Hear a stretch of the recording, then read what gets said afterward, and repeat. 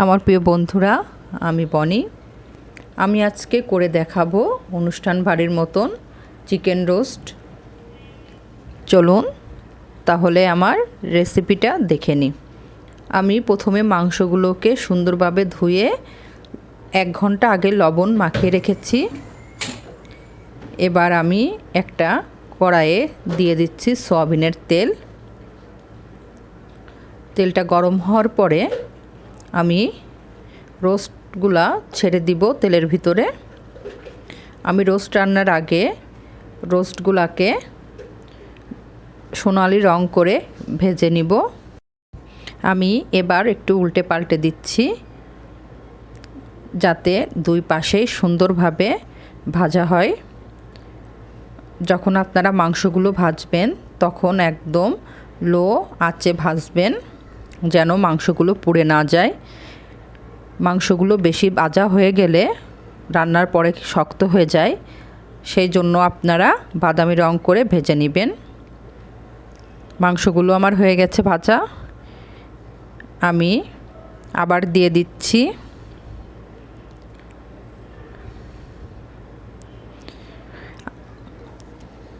এই চিকেন রোস্টটি আমরা বিয়ে বাড়ি কিংবা বড় বড় হোটেল রেস্টুরেন্টে খেয়ে থাকি। আজকে থাকছে ছোট ছোট টিপস সহ রোস্ট রান্না সহজ রেসিপি।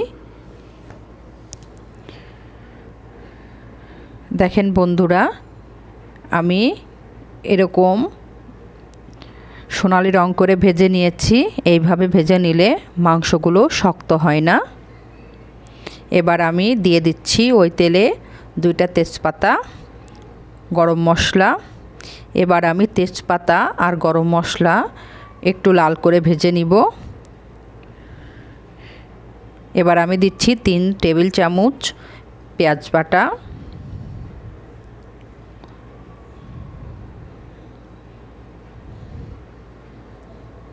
2 টেবিল চামচ রসুন বাটা,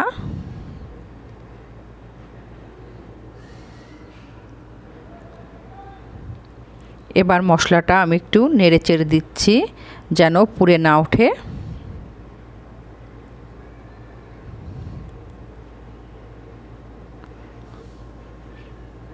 এবার দিচ্ছি 1 টেবিল চামচ আদা বাটা। এবার আমি দিয়ে দিচ্ছি 1 চা চামচ শুকনো মরিচের গুঁড়া।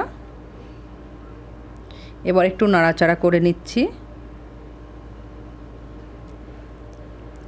এবার এর ভিতরে আমি দিয়ে দিব 1 কাপ মতন টক মিষ্টি দই। আপনারা চাইলে টক কিংবা মিষ্টি যে কোনো দই ব্যবহার করতে পারেন। এ পর্যায়ে দিয়ে দিচ্ছি 1 চামচ জিরের গুঁড়া, 1 টেবিল চামচ চিনি। রান্নার সময় মশলাটা আগে কষিয়ে নেবেন। আমি দিচ্ছি পরিমাণ মতন লবণ, 1 টেবিল চামচ টমেটো সস। স্বাদের ভিন্নতার জন্য আমি টমেটো সসটা ব্যবহার করছি। আর 1 চা চামচ দিয়ে দিচ্ছি রোস্টেড মশলা। এটা আমি বাসায় তৈরি করে থাকি।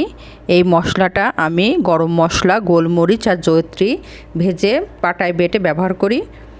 এবার দিয়ে দিচ্ছি 1/2 কেজি গরুর দুধ। এবার দিয়ে দিচ্ছি 4টা কাঁচামরিচ। এবার আমি ঢাকনিটা দিয়ে 10 মিনিটের জন্য ঢেকে দিব। 5 মিনিট হয়ে যাওয়ার পরে আমি মাংসগুলোকে একটু উল্টে পাল্টে দিব যাতে সব দিকে সমানভাবে মশলা ঢোকে। এবার আমি ঢাকনা দিয়ে আবার ঢেকে দিব। বন্ধুরা, এবার আমি একটু নাড়াচাড়া করে নিচ্ছি। দেখেন বন্ধুরা, যখন রোস্টের গায়ে ঝোল এরকম লেগে থাকবে তখন মনে করবেন আপনার রান্না হয়ে গেছে। আমি স্বাদ বাড়ানোর জন্য দিয়ে দিচ্ছি 1 চামচ ঘি। ঘি ব্যবহারের পরে স্বাদটা খুবই সুন্দর হয়। বন্ধুরা, আমার এই রেসিপিটা যদি আপনাদের ভালো লেগে থাকে তাহলে অবশ্যই বাসায় ট্রাই করবেন আর আমাকে লাইক শেয়ার কমেন্ট করে জানাবেন কেমন লাগলো আর আমাকে বেশি বেশি করে সাবস্ক্রাইব করে আমার পাশে থাকবেন। আজকে এখানেই বিদায় নিচ্ছি। ধন্যবাদ সবাইকে।